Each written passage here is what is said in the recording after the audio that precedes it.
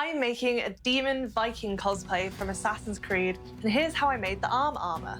I wanted it to feel organic and Viking-era blacksmith made, not modern cosplay 3D printed factory perfect. So I sculpted everything by hand and then moulded and cast it in resin. I started with freehand paper patterns, which I used to make super basic EVA foam bases. This helped create the thickness required and made it easier to handle while sculpting, rather than doing clay directly onto a mannequin. Then I melted monster clay to a liquid and brushed it straight onto the foam, giving me a sculptable surface I could build up. The design of the armour has a mix of embossed swirly panels with plainer sections that have a texture that kind of sits somewhere between hammered metal and stone, which is separated with a decorative trim. That trim was actually 3D modelled first. I printed a resin mould so I could press clay strips into it and get consistent details across the build. The swirl patterns were carved completely freehand using a custom wire tool, which, fun fact, I actually made myself from blackhead extractors. The swirls were slowly beveled and softened with silicone tools over many hours so that they looked less carved from clay and more like the rounded finish of repoussé metal embossing. Fingerprints and any sharp edges or excess blobs of clay were cleaned up with lighter fluid, which gently melts the clay surface and smooths it out. For the surface texture on top of the swirls, I bashed the design a bit with various ball tools to get that hammered effect. The cling film helped give it a soft, naturally embossed finish. The spikes on the bracer were sculpted separately.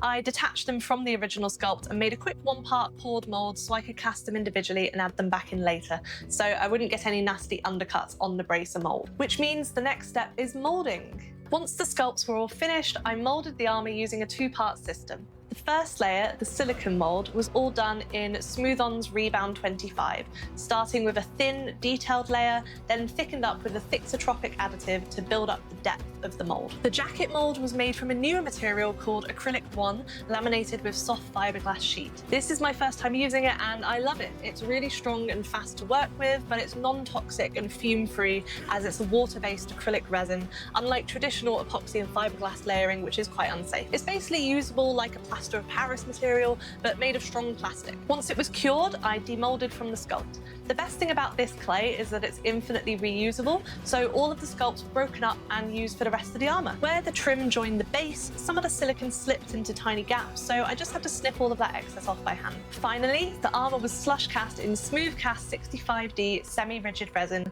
building up thin layers while rotating the mould for even coverage.